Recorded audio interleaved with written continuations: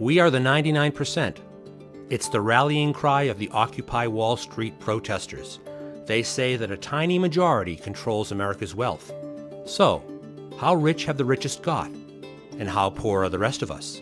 Is it really 99% versus 1%? The richest 1% of the U.S. population, they own a third of U.S. net worth. So how did we get here? When times were good, everyone gained. In Bill Clinton's boom of 1993 to 2000, average incomes went up, just as they did during George W. Bush's boom at the beginning of his presidency.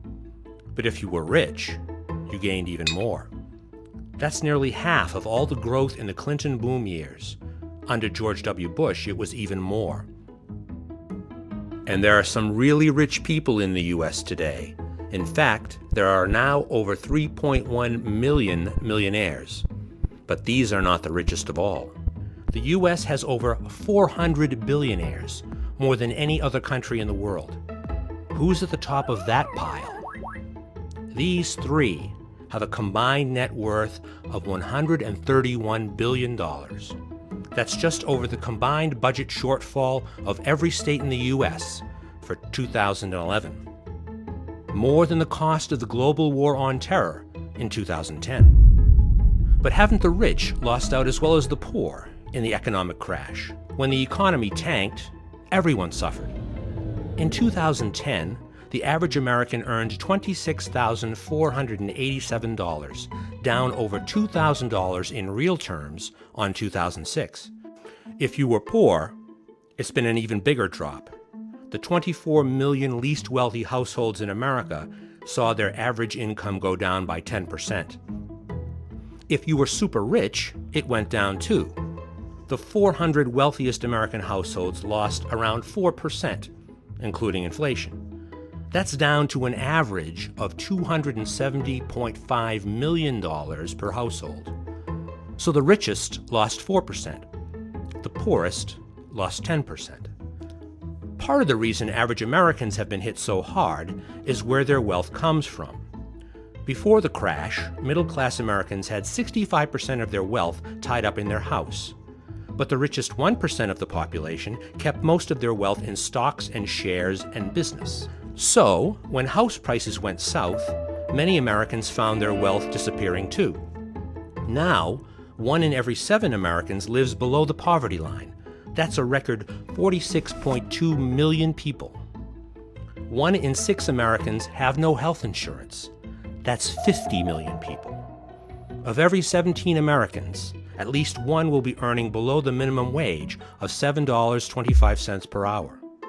14.5% of American households are defined as food insecure. That means for every 7 households, one will have trouble putting enough food on the table. But some things are doing very well. Sales of luxury cars are up. Big luxury brands have reported their best sales figures in years. Tiffany Jewelers up. Brands like Louis Vuitton and Givenchy, brands like Gucci, Yves Saint Laurent, and Porsche. And America's top executives are paying themselves very well too. It is down, but still pretty good. $4.9 million each in the latest figures. And a Washington Post investigation found the following.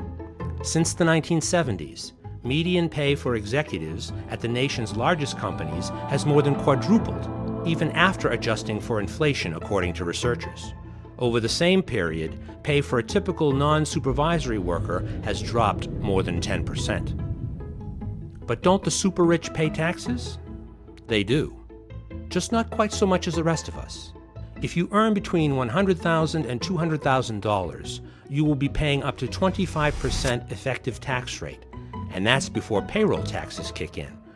The 400 richest tax returns surveyed by the IRS paid just 18.1% in 2008. And it's got better for them. In 2001, as George W. Bush became president, that rate was 23%. So is it 99% versus 1%? The richest 1% of the U.S. population own a third of U.S. net worth. But an even smaller group, the 0.01% of the population, are at a record high. In fact, is it really 99.99% versus 0.01%? So where do you fit?